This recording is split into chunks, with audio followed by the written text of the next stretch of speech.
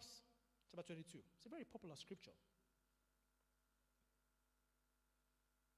I want to read from verse 5. Thorns and snares are in the way of the perverse. He who guides his soul will be far from them. Train up a child in the way he should go. Listen. Train up a child in the way he should go. And when he is old, he will not depart from it. You know, as you're a father, when you have your first child, you're growing up, there is a point, and I discovered this, there is a point where the child begins to protect you. Who understands what I mean? When your child becomes very old, or rather you're getting older, there is a point where the role almost switches. Am I correct? Beautiful. In the same vein, there is a point where, as a matter of fact, the role of the provider also switches. The only role that never switches is the training role. Bible didn't say provide for a child in the way he should go.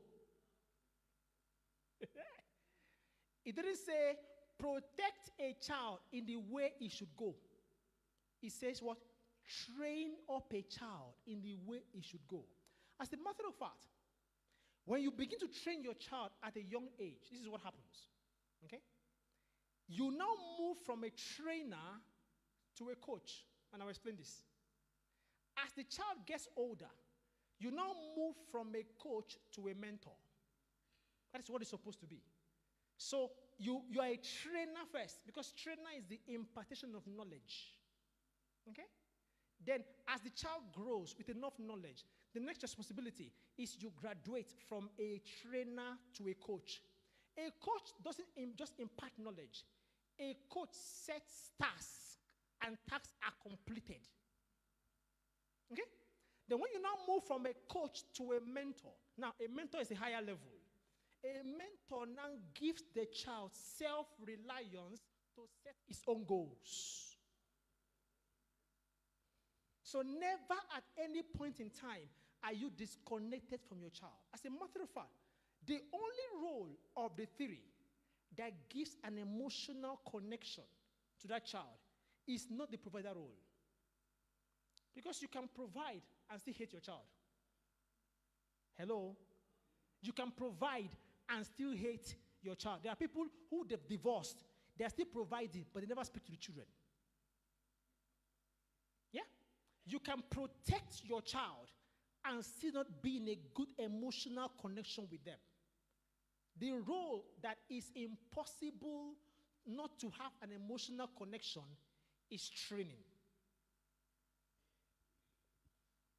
Follow me. You know, interestingly, have you seen a dog give birth? Pastor Mike was talking about average 12 kids, 12 puppies. Can someone tell me, anybody has a dog here, at what age does the puppies become independent? No dog owner. What happened? At what age, averagely, do you think this mother doesn't care about these puppies anymore? Whether they have eaten or not. When they're still young, it's fine because they have to eat mommy, drink from mommy. But at some point, within the space of 5, 6 months, 7 months, 8 months, there's no more connection. In fact, the animal with the longest nurturing leverage for children is the orangutan. And it's 6 years. Orangutan, they try. It tries. But a human being, a father, would stay with the child for 17 years, and that child is still disconnected from destiny.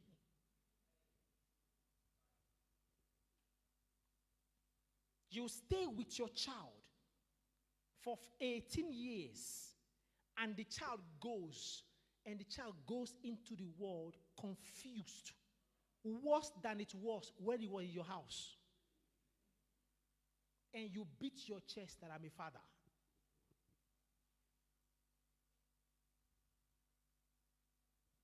Interestingly, I think I understand this, because the more I think about it in the spirit, the more I realize it is difficult for a father to train a child when the father himself requires training. So your excuse that you are not trained, that's the reason why you've been an irresponsible father or an irresponsible potential father. You're not irresponsible yet. But brother, you are gradually marching towards irresponsibility. So let's get you trained now so you can begin to get your act right.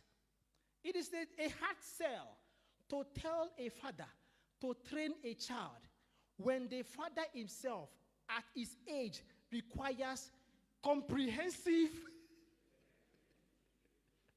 training. Now, this is a good thing. So, in the room, this is very important. So, I'm speaking to both fathers, potential fathers, and people with fathers. So, that means for those with fathers, who are not fathers, your job is to systematically help in the retraining of your father. And when I say systematically, I don't mean go home and say, Daddy, oh yeah, sit down. Take pen and paper and begin to write.